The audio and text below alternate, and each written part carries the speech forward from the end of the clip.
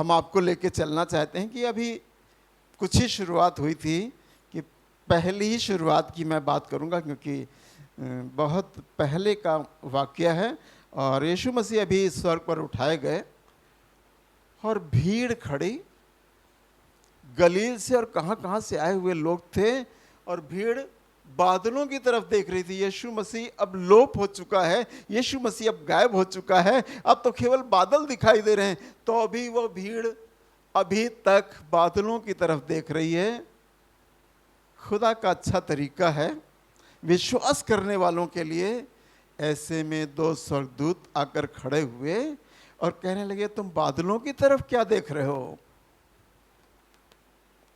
यीशु मसीह स्वर्ग पर उठा लिया गया और तुम जाओ और प्रार्थना करो। जो कुछ समझाया गया, और वो इकट्ठे हुए और चले गए और वहां पहुंच गए जहां पहले से लोग प्रार्थना कर रहे थे।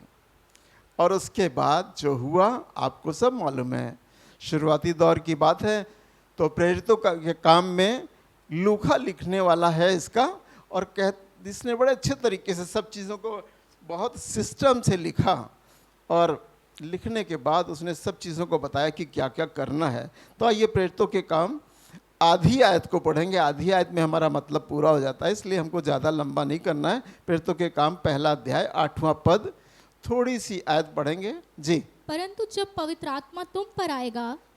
बस यहाँ पे एक आज बहुत अच्छे से देखना है कि पवित्र आत्मा तुम पर आएगा। सिर्फ उतने ही सी भीड़ के लिए यह बात नहीं कही गई है, आज दुनिया जहान के लिए यह बात कही गई है, हर व्यक्ति के लिए कही गई है। हर वो व्यक्ति जो खुदा के रास्तों पे चल रहा है, जो उसको मान रहा है, जिसने विश्वास किया है, और वो आदमी के लिए बात कही गई है। जब परमेश्वर का आत्मा, पवित्र आत्मा तुम्हारे पास आएगा जी, तब तुम सामर्थ पाओगे। तब तुम सामर्थ पाओगे। अभी तक तुम सामर्थ पाए हुए लोग नहीं हो। अभी तो तुमने यीशु मसीह को जाते ही देखा है। और यीशु मसीह ने कहा उनसे, वो सब निराश थे, सब निराशा में डूबे थे। एक अच्छा परमेश्वर हमें मिल गया था, हमारे साथ था, हमारे बीच में रहा, और उसने बड़े बड़े कामों को दिखाया। और इसके बाद अब बताइए वो क्रूस पर लटका दिया गया। अब बताइए क्या करें? निराशा। इसके बाद वो 40 दिन रहा, फिर उठा लिया गया, फिर निराशा। पर यीशु मसीह ने वायदा किया, मैं जाता हूं, तुम्हें पवित्र आत्मा दिया जाता हूं, जो तुम्हारे बीच में काम करेगा, जो तुम में काम करेगा। पवित्र आत्मा दिए जाने का मकसद ये था कि अभी ये मुझ पर डिपेंड करते थे, अब मुझ पर डिपेंड नहीं करोगे। मैं तो तख्त पर बैठ गया, मैं तो पिता के दाहिने हाथ बैठ गया, पर अब तुम मुझ पर डिपेंड नहीं करोगे हर बात के लिए कि यीशु मसीह ये कर दो। पवित्र आत्मा तुम पर आएगा तो तुम सामर्थ पाओगे। आज हम इस बात को लेते हैं कि पवित्र आत्मा यीशु ने वायदा किया था और लोगों को देना शुरू कर दिया।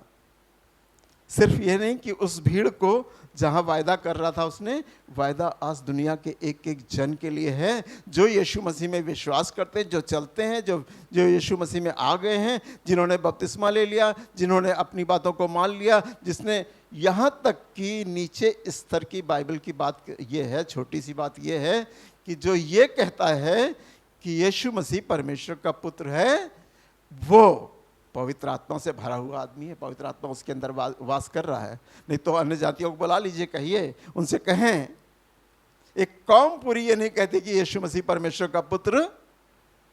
अगर ये कह देंगे, इसका मतलब पवित्र आत्मा उनमें बोलने लगेगा। वो कभी नहीं मानते कि खुदा का बेटा है।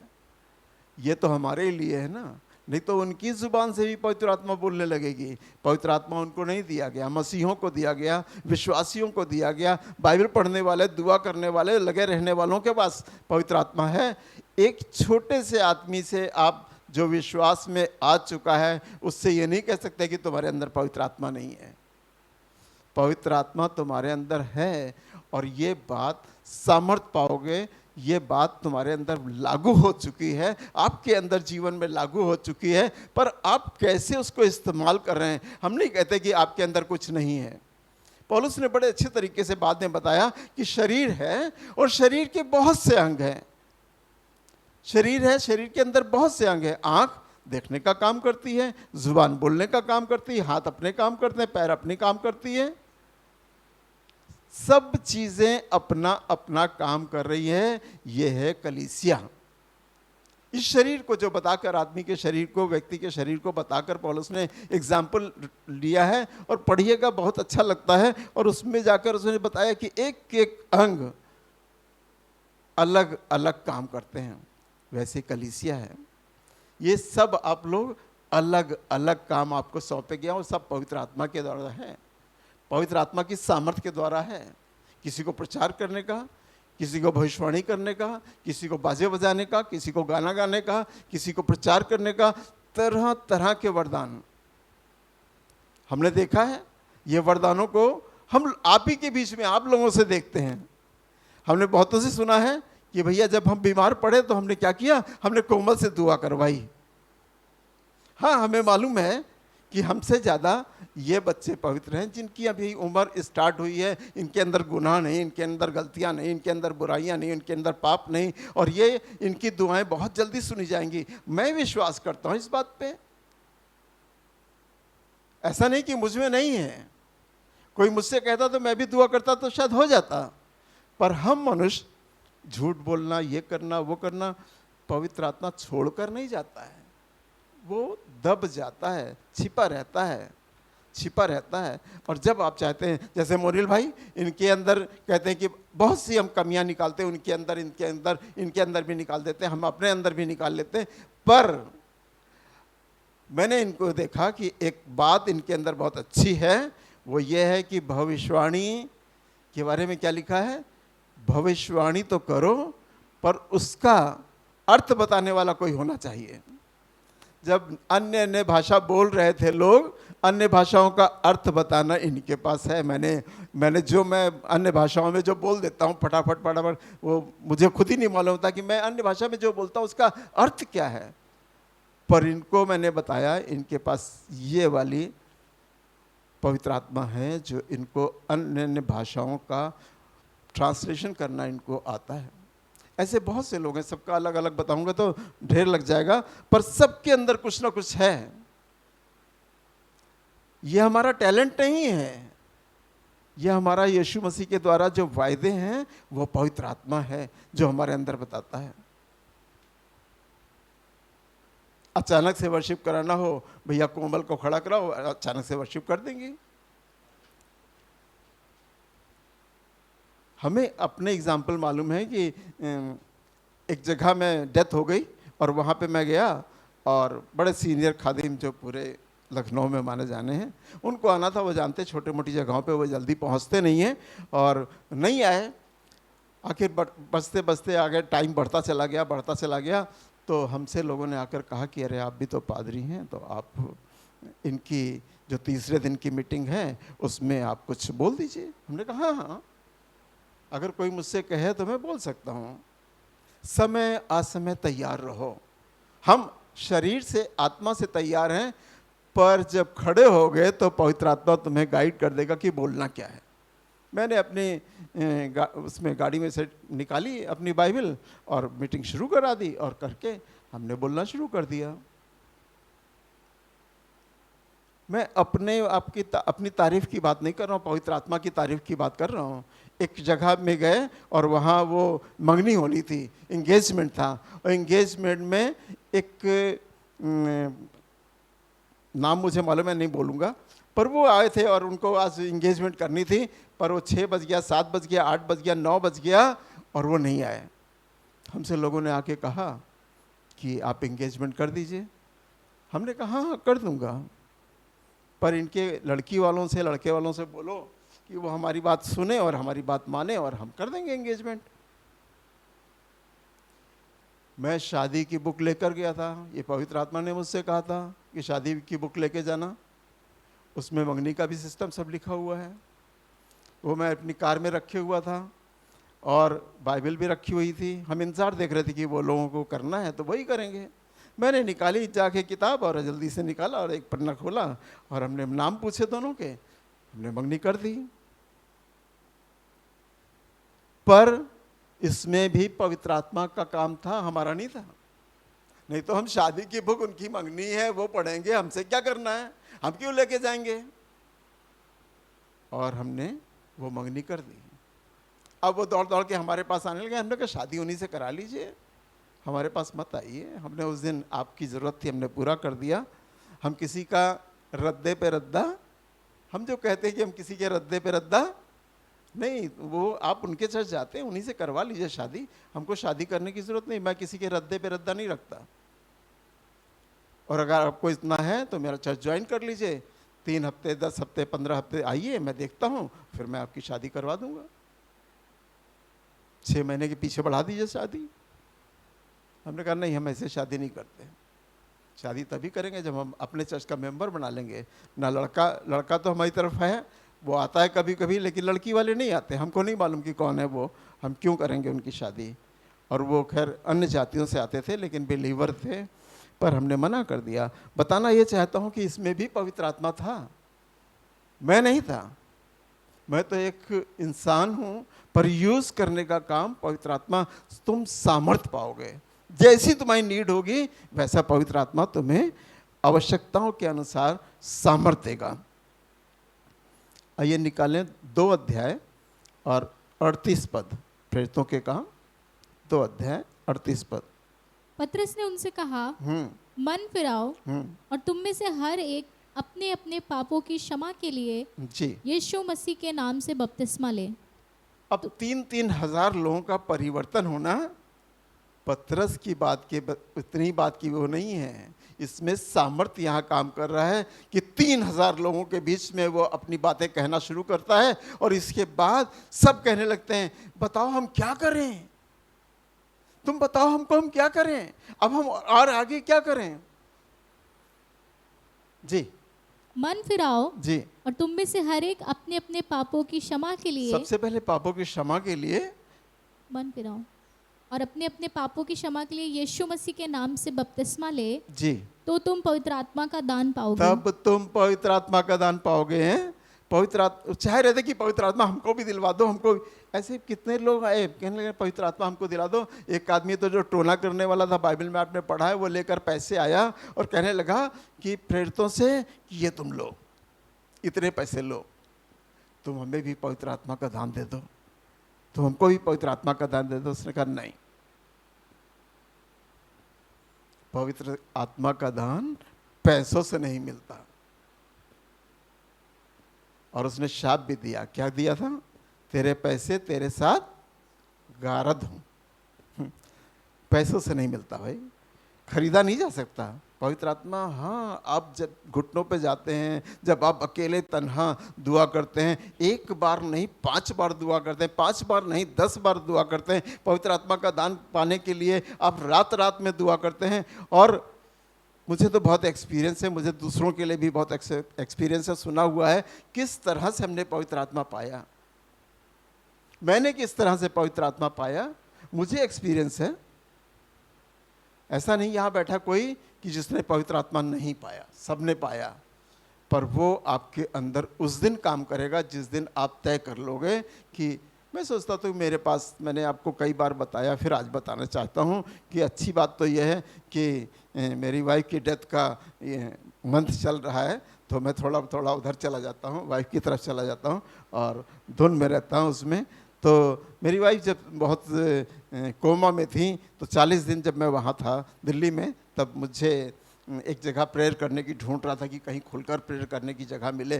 क्या पता मैं टंग में बोलने लगूँ, क्या पता मैं आगे बढ़ जाऊँ, मैं चिल्लाने लगूँ, तो मुझे चर्च जैसी जगह चाहिए। मैंने एक दिन चला और पवित्र आत्मा का काम देखिए, मैं इस बस से उस बस पे, उस बस से उस बस पे, यहाँ पे चौराहे पर उतर गया और उतर जाने के बाद मैं अब पैदल चलूँगा, और पैदल चलने लगा। मैं अपने लेफ्ट चलने लगा और उसके बाद राइट साइड में देखा तो मैंने कहा एक बड़ी रोशनी दिखाई दे रही है, बड़े बड़े बल्ब जल रहे हैं। तो हमने कहा हो सकता है कि ये कोई मंदिर या चर्च होगा। तो मैंने उस तरफ टर्न कर दिया और जाकर वहाँ देखा तो एक लेडी अकेली प्रार्थना कर रही थी। उसके बाद उसने जो कुछ हुआ, आगे की बात मैं शॉर्ट करता हूँ, उसने मुझसे कहा कि तुम मेरे लिए भविष्यवाणी करो। आपने सुना है, मैं रिपीट करता हूँ, मुझे भी शर्म आती है, लेकिन हाँ, जिन्होंने नहीं सुना उनके लिए बहुत फ़ायदे की लगता है कि कुछ अफेक्ट है इसमें, कुछ खुदा का काम है, कुछ पवित्र आत्मा है इसमें। और मैंने कहा नहीं नहीं, भविष्यवाणी तो मुझे करना आता ही नहीं है। मैंने उनको बताया ही नहीं था कि मैं पादरी हूँ, मैंने उनको नहीं बताया था। पर उन्होंने कहा नहीं, आपके अंदर वरदान है कि आप पवित्र आत्मा के द्वारा आप हमको भविष्यवाणी करेंगे और भविष्यवाणी सही निकलेगी, आप करिए। हमने कहा अच्छा ठीक है, आप पीछे पड़ती हैं, कहती हैं तो हम करते हैं। तो मुझे टाइम दीजिए दुआ का। मैंने उनसे टाइम लिया और 10-15 मिनट दुआ हुआ करी। उसके बाद मैंने बोल दिया जिस स्थान पे आप बैठी हैं ये स्थान बहुत जल्दी बंद होने वाला है, यहाँ ताला पड़ जाएगा, सरकारी दबिश होगी, जो भी होगा, और इसके बाद आपका यहाँ प्रेयर करना बंद हो जाएगा। पर खुदा ने वेस्ट बंगाल की तरफ या इस तरफ उड़ीसा की तरफ आपके लिए जगह खोली है और बहुत जल्दी आप वहाँ पहुँच जाएंगी। वहाँ बड़ी ज़्यादा, यहाँ पे तो कोई आता नहीं है, वहाँ भीड़ में आपको प्रचार करने को मिलेगा, भीड़ में लोग आपकी सुनेंगे। पर ये भविष्यवाणी मैंने पहली बार करी थी, मुझे उसके बाद की भविष्यवाणी कोई मौका ही नहीं मिला कि मैं ऐसी करूं। और मैंने उनको जो डिक्लेयर करके कहा उन्होंने एक्सेप्ट कर लिया और उसके बाद वो बंद हो गया। उन्होंने हमको फ़ोन किया, उन्होंने हमको बताया कि अब मैं जो आपने बताया था मैं उस जगह पे जाने वाली हूँ। उनको मैंने बुलाकर यहाँ पर अपनी वाइफ की डेथ के बाद मीटिंग भी कराई और दिन भर वो बैठकर यहाँ दुआ करती थी। वो भी बहुत रिलीजियस थी। पर बताना चाहते हैं कि पवित्र आत्मा से आप सब भरे हुए हैं। खोज में रहिए, कैसे हम पालेंगे, कैसे ये काम कर लेंगे, उसके लिए दुआ करेंगे हो जाएगा, इसके लिए दुआ करेंगे हो जाएगा। आपने बहुतों के लिए दुआएं की हैं और हो गया है, लेकिन आप भूल जाते हैं, आप भूल जाते हैं। जी थोड़ा सा और पढ़ दें इसको। क्योंकि ये प्रतिज्ञा तुम और तुम्हारी संतानों और उन सब दूर दूर के लोगों के लिए भी है। हमारे आपके लिए लिखा गया, ऐसा नहीं कि आपके लिए लिखा नहीं गया, उन सब दूर दूर के लोगों के लिए है जो इजराइल में नहीं रहते, कोने कोने में रहते, दुनिया के कोने कोने में रहते हैं, दूर दूर तक रहने वालों के लिए भी ये बात पक्की है कि तुम सामर्थ पाओगे, तुम पवित्र आत्मा का दान पाओगे। जी, जिनको प्रभु हमारा परमेश्वर अपने पास बुलाएगा। जी, उसने बहुत और बातों से भी गवाही दे देकर समझाया जी, कि अपने आप को इस टेढ़ी जाति से बचाओ। टेढ़ी जाति कौन थी? यहूदी थी। वो पवित्र आत्मा पे विश्वास नहीं करती थी। आप पुराना नियम उठाकर देख लीजिए, पवित्र आत्मा का जिक्र नहीं है, पर यीशु मसीह उसमें शामिल है, यीशु मसीह की सामर्थ उसमें शामिल है, यीशु मसीह उसमें काम कर रहा था। उस समय भी यीशु मसीह काम कर रहा था। बहुत से स्थानों पे, अभी मैं आज इन बातों को नहीं टच करने वाला, लेकिन बहुत जगहों पर यीशु मसीह खुलकर काम कर रहा था। पर पवित्र आत्मा का काम बहुत कम जगहों पे दिखाई देता कि कोई पवित्र आत्मा से भरा गया। जी, अतः जिन्होंने उसका वचन ग्रहण किया उन्होंने बपतिस्मा लिया और उसी दिन 3000 मनुष्यों के लगभग 3000। ये एक मिरेकल था कि होली स्पिरिट जिस दिन काम करेगा दुनिया के लोग दौड़ दौड़ कर आएंगे। ये यूहन्ना ऐसी थोड़ी बोल रहा था। यूहन्ना बपतिस्मा देने के लिए खड़ा किया गया और यीशु मसीह जैसे लोगों ने बपतिस्मा लिया है। उसने कहा यही मुझे ऐसा ही होने दे। उसने भी बपतिस्मा की कोशिश की और लिया। मुझे मालूम है कि जब तक वो बपतिस्मा न लेता तो इस काम को शुरू नहीं करने वाला था। ज्ञान की बातें उसके पास बहुत थी, बाइबल की बातें बहुत थी। 14 साल की उम्र में यहूदियों के बीच में बोलने लगा था। पर अब 30 साल की उम्र में उसने बपतिस्मा लिया और 33.5 साल तक उसने सेवकाई की। यूहन्ना ने तो कह दिया है, सांप के बच्चों, तुम्हें किसने चेता दिया कि आने वाले क्रोध से भागो और बपतिस्मा लो। यूहन्ना की बात अच्छी नहीं लगती, पर अच्छी तो पतरस की बात लगती है कि जो कह रहा है, प्रचार कर रहा होली स्पिरिट से भर के, और सब कह रहे हैं कि भैया हम क्या करें। ऐसी जाति पूछ रही कि हम क्या करें, और सबको उसने कहा कि तुम पवित्र आत्मा से बपतिस्मा लो, तुम जल से बपतिस्मा लो तो तुम सामर्थ पाओगे, तुम भी बदल जाओगे, तुम्हारे अंदर भी यीशु मसीह काम करने लगेगा।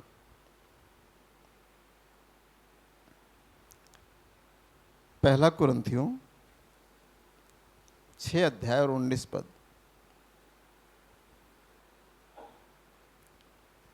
क्या तुम नहीं जानते जी, कि तुम्हारी देह पवित्र आत्मा का मंदिर है। बड़ा हल्के में लेते हैं हम लोग इसको ना, बहुत हल्के में लेते हैं। सुना, निकल गई बात।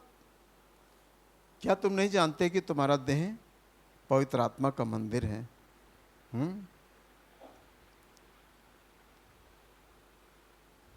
मंदिर और मूर्ति पूजा दो बहुत अलग चीजें हैं।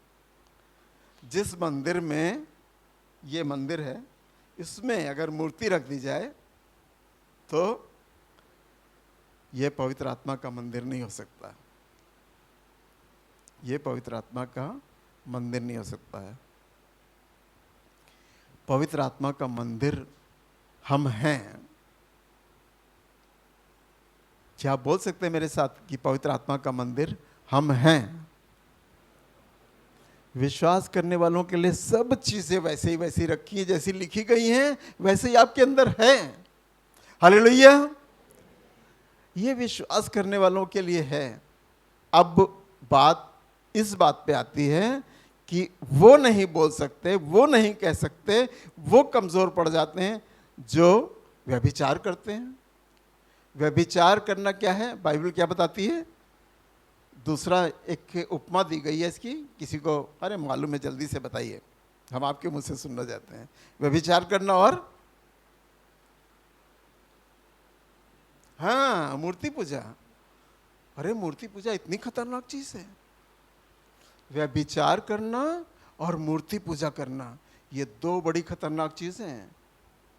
अगर आपने मूर्ति के सामने दंडवत कर लिया और वो काम कर लिया जिसका जुबान पे लाना अच्छा नहीं लगता बार बार, तो समझ लीजिए कि आपके अंदर पवित्र आत्मा आपके अंदर वास नहीं करता। ये दो चीजें बहुत बड़ी रुकावट है आपके जीवन की।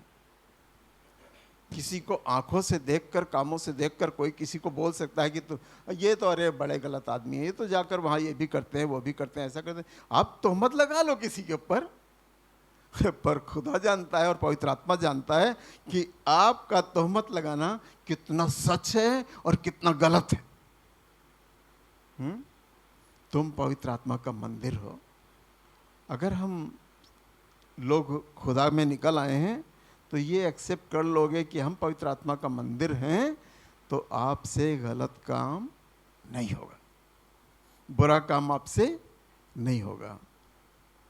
अविनाश भाई ने बताया उस दिन, पिछले जब प्रचार में इन्होंने प्रचार किया और उसमें बताया कि जो चीज़ इनके सामने रखी गई उसको उन्होंने पीने से इनकार कर दिया, इसलिए कि ये पवित्र आत्मा का मंदिर इनके अंदर है। पवित्र आत्मा का मंदिर इनके अंदर है।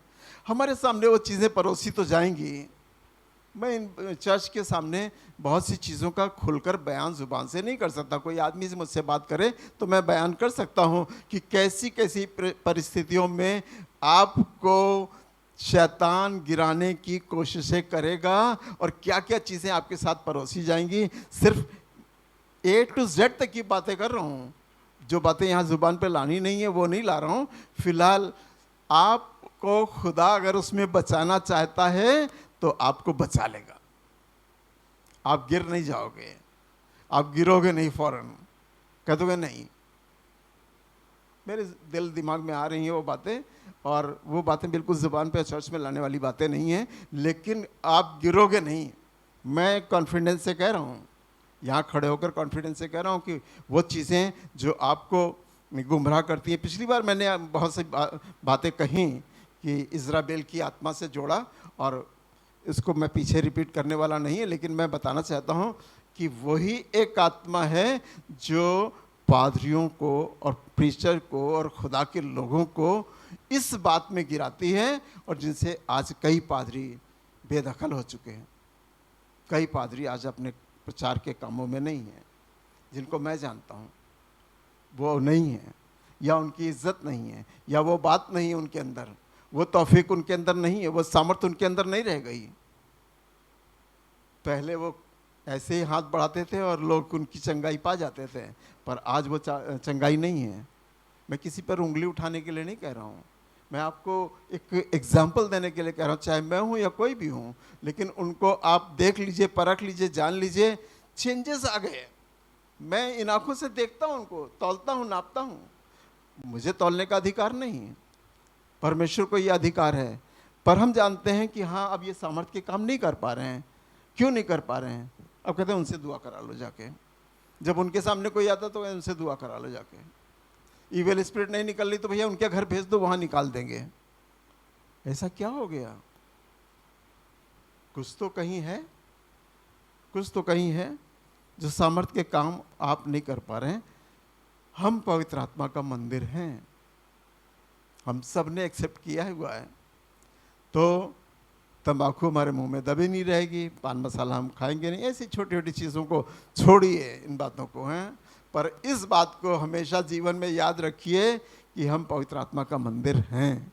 तो आपसे गलतियां होंगी नहीं, हमसे गुनाह होंगे नहीं, हमसे पाप से हम बच जाएंगे। हम जैसे बचाने वाला तो आत्मा है आपको, पर आप आंखों की अभिलाषा से फंस जाते हैं। अभिलाषा गर्भवती होकर पाप को जनती है। कैसे ऐसी अच्छी बातें लिखी हैं। अगर हम इतना गहराई में जाते और वर्ड हमारे जीवन में होता, और ये कलाम दसियों बार पढ़ने की बात नहीं है, एक बार पढ़ा होता, मन लगा के पढ़ा होता, रात में पढ़ा होता, सरदूतों की हिफाजत में पढ़ा होता, पवित्र आत्मा की गाइडेंस में पढ़ा होता, तो ये कलाम आपको गिरने नहीं देता, कभी गिरने नहीं देगा। जुबान से आदमी कुछ भी गलत सलत बोल जाए, कुछ कर जाए, गलतियां कर जाए, पर अगर इसको पढ़ा है बहुत अच्छे से, बहुत कुछ पाने के लिए पढ़ा है, बहुत कुछ सीखने के लिए पढ़ा है, ये छोटी सी किताब इतनी बढ़िया है कि आप फिर गिर नहीं सकते। मैंने बताया कि आपको पहली बार बताता था, और मैं इतना बड़ा बाइबल का ज्ञाता नहीं था, पर जहाँ जहाँ घूस मिली 3 जगहों पे मैंने नौकरियाँ छोड़ दी। हमने कहा नहीं, तो मुझे रिज़ाइन करा दो, मैं रिज़ाइन कर देता हूँ। 3 बड़ी जगहों पे मैंने रिज़ाइन कर दिया, गया नहीं दोबारा, पूछने नहीं गया हमारी कुछ बकाया बचा है, ला हमको दे दो। हमको नहीं, हम दोबारा लेने नहीं जाएंगे वहाँ, उस जगह जाएंगे ही नहीं। आपकी ईमानदारी कहाँ कहाँ है? कोई हमसे हमारी अपनी ईमानदारी के बारे में पूछे तो मैं बयान करूं। मैं तो चाहता हूं कि चर्च तो अच्छी चीज़ है, मैं चाहता हूं कि आपस में बैठकर हम लोग एक दूसरे के लिए खूब प्रार्थना करें, खूब प्रार्थना करें। तो देखिए आपके अंदर वो चीज़ें पैदा होंगी कि आप जो कुछ करना चाहोगे सब कर लोगे। जो कुछ करना चाहोगे सब कर लोगे, जो आपके दिल दिमागों में चल रहा है वो कर लोगे। मैं तो जब चर्च नहीं था तो मैं निकल जाता था, किसी के घर भी निकल जाता था, और निकल जाने की अपनी गवाही इसलिए देता हूँ कि आप भी ऐसा करिए, आप भी ऐसा करिए, वरना नहीं आप बैठे रहेंगे अपने घर में, सिर्फ खाना पीना, घर और गृहस्थी और नौकरी और चाकरी, इससे नहीं होगा कुछ। निकल जाइए घर छोड़ के। एक घर में पहुंचा, कहेंगे आइए भाई साहब आइए, अब तो हमारे घर में कोई आता ही नहीं है, पादरी भी आने को तैयार नहीं है, इनकी हालत देखिए, 3 महीने से बिस्तर पे पड़े हैं, 1 चम्मच दाल का पानी, और सुबह शाम बड़ी मुश्किल से आ कर लेते हैं। और बहुत, हमने कहा आप क्या चाहती हैं? कहते हैं आप बताइए इस ज़िंदगी से कोई फ़ायदा है? हमने कहा कि खुदा ने शायद इनके लिए यही रखा है, शायद इन्होंने प्रायश्चित नहीं किया, शायद इन्होंने माफ़ी नहीं मांगी, शायद इन्होंने अपनी ज़िंदगी को बहुत अच्छे से नहीं, तो आपके देखने में क्या है लगता है? मैंने कहा कि मुझे तो लगता है कि इनके पापों की क्षमा नहीं हुई और उसी बात का इंतज़ार है। पापों की क्षमा हो जाएगी, खुदा इनको बुला लेगा। कह लें तो क्या करना चाहिए? हमने कहा आपका बेटा कहाँ है? कह लें वो तो काम पे गया। तो हमने कहा कोई बात नहीं अगर उनका बेटा काम के लायक है तो काम पे चला गया, अपने बाप की गलतियों की माफ़ी अगर वो मांग ले कि हम इनके अपने बाप की माफ़ी मांगते हैं जो इन्होंने काम किए हैं, हो सकता है कि इन्हीं कारण से हम ये बिस्तर पे कई महीनों से पड़े हुए हैं। चलिए, हमने कहा मैं दुआ करूँगा। मैंने उसी की खाट के पास घुटने टेके और दुआ करना शुरू कर दी। हमने कहा 3 दिन के अंदर आपका जवाब आ रहा है, 3 दिन के अंदर आपका जवाब आ रहा है। खुदा उठा के खड़ा भी कर सकता है, खुदा उठाकर बुला भी सकता है। 3 दिन के अंदर जवाब आ रहा है। यही गीतापल्ली के अंदर की बात है, कहीं दूर की नहीं। जिस एरिया में हम रहते हैं उसी एरिया में तो जाएंगे। यीशु नासरत के आसपास रहता था, उसी इजराइल में तो घूमता रहा। 3 दिन के बाद खबर आई कि भाई साहब आप आ जाइए, इनकी तो डेथ हो गई। तो हमने कहा अच्छा चलिए। अच्छा हुआ, जो खुदा ने चाहा वो हो गया। 3 दिन में जवाब आ गया। पवित्र आत्मा आपके अंदर होगा, आपको उसी तरह भेजेगा। एक बात और याद आती है, हम शुरू शुरू में आए और ये चर्च बनाया, हमने कहा लोग तो हैं नहीं, क्या ये कमरा बनकर क्या करेंगे, लोग तो हैं नहीं। खुदा अब सुबह के टाइम बेसुध हो गए दुआ करते करते, बेसुध हो गए दुआ करते करते कि क्या करें, कहाँ से लोग आएंगे। हालांकि वो फैमिली आया नहीं। यीशु मसीह ने हमको दिखाया कि पीछे वाली कॉलोनी में चले जाना और मरकुस नाम का एक आदमी तुमको मिलेगा। अरे हमने कहा मरकुस तो बाइबल में पाया जाता है। और हम पीछे चले गए कॉलोनी में, हम गार्ड के पास गए, हमने कहा भैया कोई यहाँ मरकुस नाम के, अरे हाँ वो बिजली का काम करते हैं, रुचिखंड में रहते हैं, बिजली का काम करते हैं। तो हमने कहा कि वो आ जाएं, क्या नहीं उनका लड़का बहुत बीमार है, वो उसको लेके कहीं अस्पताल गए हैं। हमने कहा अच्छा, तो उनका घर बताओ। तो बड़ा ढूंढा मांडा कि उसका घर का एड्रेस मिल गया, बिल्कुल रेलवे लाइन के बगल से था, उसी तरफ उनका मकान का मुंह था। हम गए ढूंढते ढूंढते, हमने कहा भैया यहाँ कहीं मरकुस रहते हैं। मालूम हो गया कि अभी वो नहीं है, उनके यहाँ ताला पड़ा है, वो दोनों मियाँ बीबी लेके अस्पताल गए हैं, लड़का उनका बहुत बीमार है। फिर हम शाम को फिर गए, मिले, जब लेडी को देखा तो हमने कहा अरे ये तो जहान सिंह की फैमिली से कहीं कनेक्टेड है। हमने उनसे बातचीत करी, कहले हाँ हम आपको तो नहीं पहचान रहे हैं, लेकिन हाँ हम उस फैमिली से हैं और सदर में मिशन हॉस्पिटल के मिशन स्कूल के पास रहते थे। सब उन्होंने बताया। हमने कहा मुझे खुदा ने भेजा है कि आपके बच्चा शायद बीमार है। कहले हाँ ये तो बात सही है, बीमार तो है। तो हमने कहा ये हम दुआ करेंगे, उसको बुलाए, लेकर आइए अंदर। पहले इधर बैठाया, उधर लेकर आए, दुआ किया, उठाकर खुदा ने चंगा कर दिया। और हम अपने घर चले आए। हमने अपना एड्रेस बताया कि वहाँ चर्च है, आप आइएगा। उसके बाद 2-3 बार और मुलाकात करी, घर जाकर नहीं, यहीं पर ऑफिस में इनके जहाँ बिजली का काम करते थे वहाँ जाकर बात की। पर उन्होंने कहा नहीं हम कैथलिक हैं, हम बिलीवर कलीसिया में नहीं आ सकते। हमने कहा कोई बात नहीं, छोड़ दिया। पर मैं बताना चाहता हूँ कि आप जिस बात के मूड में हो, खुदा से दुआ करिए, वो चीज़ें आपको बताएगा। कलीसिया कैसे बढ़ेगी खुदा हमको बताएगा। कलीसिया बढ़ाने के लिए बात करिए खुदा से कि हमको कलीसिया बढ़ानी है, तो आपको पवित्र आत्मा की गाइडेंस में कहेगा उधर चले जाना, उधर चले जाना, उधर चले जाना, और कलीसिया बढ़ जाएगी। एग्जाम्पल तो यहीं पे बैठा है। एग्जाम्पल तो राजा मसीह की वाइफ। हम गए थे, बाइबल की बातों को बड़ा अच्छा लगता है, थोड़ा सा टाइम ज़्यादा लग रहा मुझे। तो पहला राजा कौन था? शाऊल। गया क्या करने था? गदहियों को ढूंढने गया था। खुदा की योजनाओं को कौन समझ सकता है? उसकी गदहियां गायब करा दी खुदा ने, कि जा बेटा आप ढूंढ। हमने कहा कि मुझे, उसको कट शॉर्ट कर रहा हूँ, आपके दिमाग में आ गई पूरी बाइबल। और मुझे मेरा मन किया कि मैं 3, 4, 5 बटेर खरीद के लाऊं और बटेर खाऊंगा। और बटेर ढूंढने बहेलियों की गली में चला गया। और वहाँ काजल की मम्मी वहाँ बाहर बैठी थी। उन्होंने कहा भैया आप कहाँ? तो मैं बंगला बाजार में उस समय पादरी हुआ ही था। तो उन्होंने बुलाया, कह लेंगे भैया ऐसे ना जाइएगा, रुक जाइए हैं। हमने कहा नहीं अरे हम आए किसी काम से, बटेर लेने आए थे और मिल गई ये बटेरें हैं। ये बटेर, उस दिन वहाँ बटेर नहीं मिली, वहाँ से लौट आई, ये हमारे लिए बटेर हैं। और वहाँ उन्होंने बुलाया और दुआ करवाई। और उसके बाद हम इनको जानने लगे, ये हमको जानने लगे, आज तक जानते हैं। ये वाकया मैं सोचता हूँ कि 2006 से पहले का है, 2 का या 3 का 4 का ऐसी कुछ है। और उस दिन से आज तक ये हमारे लिए बटेरे हो गई। बटेर ढूंढने गए थे, बटेर तुमको मिल गई। तो ये है खुदा का काम, पवित्र आत्मा का काम, कि पवित्र आत्मा जो आपको ले जा रहा है उसका मकसद पूरे करने आप चल रहे हैं, गदहियों को ढूंढने नहीं चल रहे हैं। उसके मकसद से मकसद पूरा होता है और फिर आप सब चीज़ें पाने लगते हैं। पहला कुरिन्थियों 12 अध्याय में पढ़ूंगा नहीं, क्योंकि मैंने ज़्यादा कुछ टाइम ले लिया शायद, तो पढ़ाऊंगा नहीं। पर उसमें लिखा है पहले पद से कि यहाँ आपके लिए है ये सब बातें।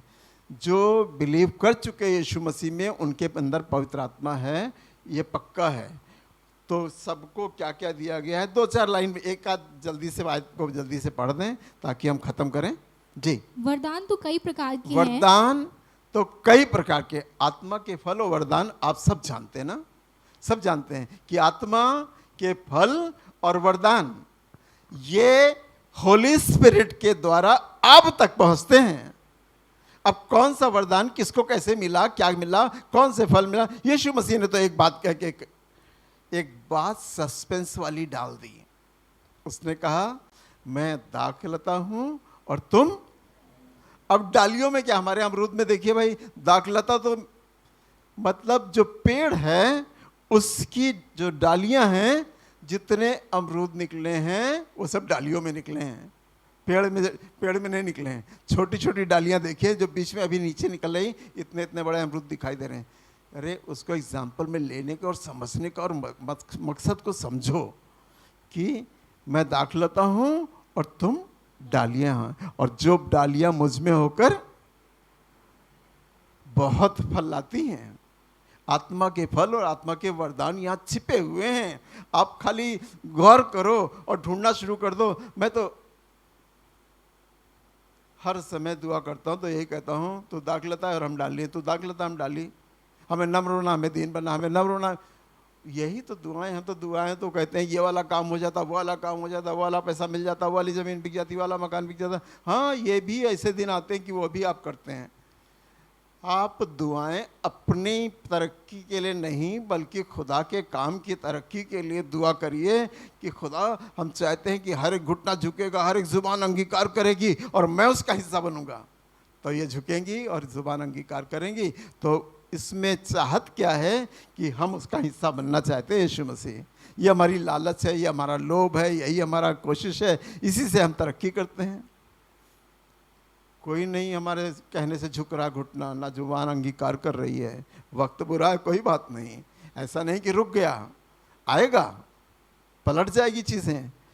हर एक घुटना झुकेगा, हर एक जुबान अंगीकार करेगी। जी बताइए वरदान की बातें। जी। परंतु आत्मा एक ही है। आत्मा एक ही है, होली स्पिरिट एक ही है, और वरदान बहुत से हैं। और ये कलीसिया में आत्मा एक ही है, पर हर एक को अलग अलग टैलेंट मिला है। जी। और सेवा भी कई प्रकार की है। सेवा तो बहुत सी प्रकार की हैं। कोई म्यूजिक बजाता है, कोई गवाही देता है, कोई और कुछ खड़े होकर करता है। सेवाओं का मतलब जो आप कर रहे हैं उनमें सब में कहीं ना कहीं आपकी सेवा जुड़ी हुई है। चर्च एक आदमी से नहीं चलता, पादरी से नहीं चलता। पादरी क्या है? पादरी कुछ नहीं है। अगर ये हाथ और ये हाथ काम ना करें तो पादरी सुना ही सुना नजर आएगा उसको। वर्शिप अच्छी ना हो, गीत अच्छे ना हो, टैलेंट अच्छा ना हो, म्यूजिक अच्छी ना हो, ये सब चीज़ें हमारी आत्माओं को उभारने का काम करती है। क्यों दाऊद वीणा बजाता था? क्यों दाऊद वीणा बजाता था? शाऊल के ऊपर दुष्ट आत्मा आती थी तो ये नहीं कहता था शाऊल कि शाऊल आकर मेरे लिए, शाऊल को कहता था मेरे लिए दाऊद आके मेरे लिए दुआ कर दो। और दाऊद दुआ नहीं करने आता था। दाऊद क्या करने आता था? हैं? कस के बोलो, माइक नहीं क्या? हाँ, जो उसको बाजे आते थे वही बाजे बजाता था। और बाजे बजाने से दुष्ट आत्मा बाजे बजाने से भी निकल जाती है। हमने बहुतों की दुष्ट आत्मा देखी। हम तो मेन चर्च में यहाँ भी देखा हुआ है कि जब वर्शिप होती है तो दुष्ट आत्मा सोचती है कि हम इधर से निकल जाएं कि उधर से निकल जाएं, इधर से निकल जाएं कि उधर से निकल जाएं। हम यहाँ बैठकर रीड करने वालों में से हैं और वो दुष्ट आत्मा धीरे से सरक जाती है। दुआ करके आए और दुष्ट आत्मा निकल गई, और निकल जाने के बाद मेरे पास आ गई और मुझे नहीं मालूम, मुझसे अंदर नहीं है, बाहर बाहर है मेरे पीछे पीछे। और मैं जब सो गया, और विनीता की डेथ के कुछ ही महीने हुए थे, और उसके बाद मैं जब सो गया तो मुझसे एक बात लिखी थी बाइबल में, कट जाती है बात, क्योंकि मेरे पास एग्जाम्पल बहुत है, इसलिए मेरे पास जितनी होंगी उतनी बातें निकलेंगी। तो लिखा था कि एक नबी से, जिसके बारे में ज़्यादा आगे नहीं जा रहा हूँ, कि तू आंसू ना बहाना, अगर तेरे आंसू बहें तो क्या करना, भीत की ओर मुंह करना, और अपने आंसुओं को किसी को दिखाना नहीं। तो मैं अपनी दीवार की तरफ, दीवार से तख्त को सटा लिया था और दीवार की तरफ मुंह कर लेता था कि अगर आंसू बहेंगे तो दीवार क्या देखेगी, कहीं कोई जान ना जाए। लड़का भी बगल में सोता है, कहीं उसको मालूम ना हो जाए कि रात में ये रोते हैं। तो क्या करना भैया, भीत की तरफ मुंह कर लो। बाइबल में यही लिखा है, उससे नबी से यही कहा था कि अपने को शो ना करना कि मैं बहुत दुखी हूँ अपनी बीवी से जो मर गई, जिसको तूने ले लिया। बहुत दुखी नहीं हूँ, लोगों को ना दिखा, छिपा के रख। हमें छिपाना है चीज़ों को, अपने दुख को शो नहीं करना है। मैं कह रहा था इनसे, प्रशांत से, कि मैं पहले जाता था और सामर्थ्य के काम करके आ जाता था लौट के। उसमें एक बात बहुत अच्छी थी कि हमारी पत्नी जब 2 बजे रात में इविल स्पिरिट आती है, किसी को घर बुलाया जाता, तो मैं अकेले अपनी गाड़ी उठाता चल देता कि मैं जा रहा हूँ। अकेले मत जाओ, मैं चलूँगी साथ में। हमने कहा नहीं नहीं तुम ना जाओ। तो वो यहाँ बैठकर दुआ करना शुरू कर दी। सो नहीं जाती थी, सो नहीं जाती थी, तभी तो हम वहाँ इविल स्पिरिट निकाल लेते थे। मैं नहीं निकालता था, पवित्र आत्मा जितना काम कर रहा उतना करता था, पर ये यहाँ पे दुआ करती थी तभी हम निकाल लेते थे। चलिए चंडीगढ़ चलो और घूम कर आते हैं। हमने कहा चलो। कहने वचन तैयार कर लो, तुम्हें प्रचार करना पड़ेगा। अरे हमने कहा वहाँ कौन सा चर्च है, हम कहाँ प्रचार करेंगे। कहने नहीं तुम तैयार कर लो। फिर रिजर्वेशन कराया, तैयारी हुई, वही गए। डेराबस्सी में रुके, डेराबस्सी में रुके। हम कह रहे यहाँ तो वो 7th डे वाले थे और वो बाइबल उठा के बैठे और हम सामने बैठे, तो क्रॉस क्वेश्चन होते रहते थे। हमने कहा मज़ा नहीं आ रहा, ये डेराबस्सी तुम क्यों लेकर आई, ये तो 7th डे वाले हैं, इस बात को गलत कह रहे हैं, हम इस बात को सही कह रहे हैं। अरे हमने भी पढ़ाई की, ये किया वो किया, वही सब। हमने उनको बात बताया कि ऐसी ऐसी बातें, यहाँ मज़ा नहीं आ रहा, क्योंकि ये सब बातों को गलत बता रहे हैं, और जो हम बता रहे हैं उसको गलत, और जो अपनी बता रहे हैं वो 7th डे वाली बात कर रहे हैं, यहोवा विटनेस वाले कर रहे हैं। तो उन्होंने कहा ठीक है, अभी चलो हम लोग जल्दी उनसे कहेंगे कि हम लोग आगे जाते हैं कहीं। चंडीगढ़ पहुँचे, खास चंडीगढ़ पहुँचे डेराबस्सी से। वहाँ सुबह भी प्रचार किया, शाम को भी प्रचार किया, और वाइफ हमको ऐसे लेके चलती थी, लगता कि जैसे हमारे अंदर बहुत कुछ है, और हम सोचते थे हमारे अंदर क्या है। वो हमको लेके चलती थी, नहीं तुम आज प्रचार करोगे, बहुत अच्छा प्रचार होगा, तुम बोलो, खड़े हो, हिम्मत करो। और हम प्रचार करते थे। वहाँ सब लोग बाद में लोगों से मिलते थे तो कहते भाई आपने बहुत अच्छे। मैं अपनी तारीफ नहीं कर रहा हूँ, पवित्र आत्मा की तारीफ कर रहा हूँ। अगर पत्नी आपकी अच्छी है तो आप जंप कर जाएंगे, जंप। मैंने उसकी सहायता से जंप किया है। सिर्फ पवित्र आत्मा के द्वारा दुष्ट आत्माओं को निकालने में तो मेरी जीत रही हमेशा। जिस घर गया हूँ, जिस बात पे गया हूँ, ऐसा नहीं कि वो लौट कर चली आई हो या फिर वो निकली ना हो। इस चर्च के होते और चर्च के ना होते, इसलिए कि मेरी पत्नी बड़ी वफादार थी खुदा की, और वो मेरे लिए बड़ी दुआएं करती थी कि मैं गया हूँ जिस लड़ाई पर, उस युद्ध को जीत के लौटूं। पत्नियां सुन लें, अपने आदमियों के लिए इस बात के लिए दुआ करें कि थोड़ा सा ये और अच्छा हो जाता, थोड़ी सी और तरक्की कर जाता, थोड़ा खुदा में और बढ़ जाता, थोड़ी बातें और सीख लेता। जी जल्दी से पढ़ दें, जल्दी से वरदानों की बातें। परंतु प्रभु एक ही है जी, और प्रभावशाली कार्य कई प्रकार के हैं। प्रभावशाली कार्य आप करेंगे जी, परंतु परमेश्वर एक ही है जी, जो सब में हर प्रकार का प्रभाव उत्पन्न करता है। जी, किंतु सबके लाभ पहुंचाने के लिए हर एक को आत्मा का प्रकाश दिया जाता है। जी, क्योंकि एक को आत्मा के द्वारा बुद्धि की बातें दी जाती हैं और दूसरे को उसी आत्मा के अनुसार ज्ञान की बातें। किसी को उसी आत्मा से विश्वास और किसी को उसी एक आत्मा से चंगा करने का वरदान दिया जाता है। फिर किसी को सामर्थ्य के काम करने की शक्ति, और किसी को भविष्यवाणी की, और किसी को आत्माओं की परख, और किसी को अनेक प्रकार की भाषा, और किसी को भाषाओं का अर्थ बताना। भाषाओं का अर्थ बताना हमने आपको बताया था। बस यहीं रोक दें। सब आप पढ़िएगा घर में जाकर, बड़ी अच्छी अच्छी बातें लिखी हैं। अगर हम एक ही दिन में आपको बाइबल सिखा देते तो कितना भला होता है ना। ये नहीं हो पाएगा। जब तक आप नहीं लगोगे तब तक नहीं होगा। आपने विश्वास किया कि होली स्पिरिट आपके अंदर है। कौन कह सकता कि मेरे अंदर नहीं है? आज मैं दुआ करूंगा और होली स्पिरिट आपके अंदर आएगा। अगर कोई खड़ा हो जाए और कहे कि मेरे अंदर पवित्र आत्मा नहीं है, मैं नहीं मानता। मैं नहीं मानता कि किसी के अंदर पवित्र आत्मा नहीं है, पर हमारे पास निकल कर आने की हिम्मत नहीं होती है कि हम निकाल कर उसको प्रस्तुत तो करें, पवित्र आत्मा के काम को दिखाना तो शुरू करें। हम जब हिम्मत करेंगे, जब हम बोलना शुरू करेंगे। पहले कहते थे कि टंग में हमको बोलना ही नहीं आता है। जहाँ टंग में बोलने वाले हों उन्हीं में खड़े हो जाइए। क्या हो रहा था वहाँ पे जब यीशु मसीह आसमान पे उठा लिया गया और उसमें उपरौठी कोठरी में क्या हो रहा था? हैं? सब क्या बोल रहे थे? अन्य अन्य भाषा बोल रहे थे और सब कंफ्यूजन में थे कि भैया ये तो गलीली है तो ये वाली भाषा कैसे बोल रहा है, ये तो यहूदी है तो ये वाली भाषा कैसे बोल रहा है। पर खुदा ने सबके अंदर, जब आप उस ग्राउंड में होंगे, जब उस खेमे में होंगे, उस संगति में होंगे, तो आप अन्य अन्य भाषा भी बोलने लगेंगे। डिस्करेज मत होइए, किसी के कहने से डिस्करेज मत होइए कहीं पे कि आप नहीं कर पाएंगे। आप नहीं कर पाएंगे। आपके अंदर टैलेंट है, आपके अंदर होली स्पिरिट है, आप सब कुछ कर लेंगे। आप दूसरों के लिए दुआ करेंगे और दूसरे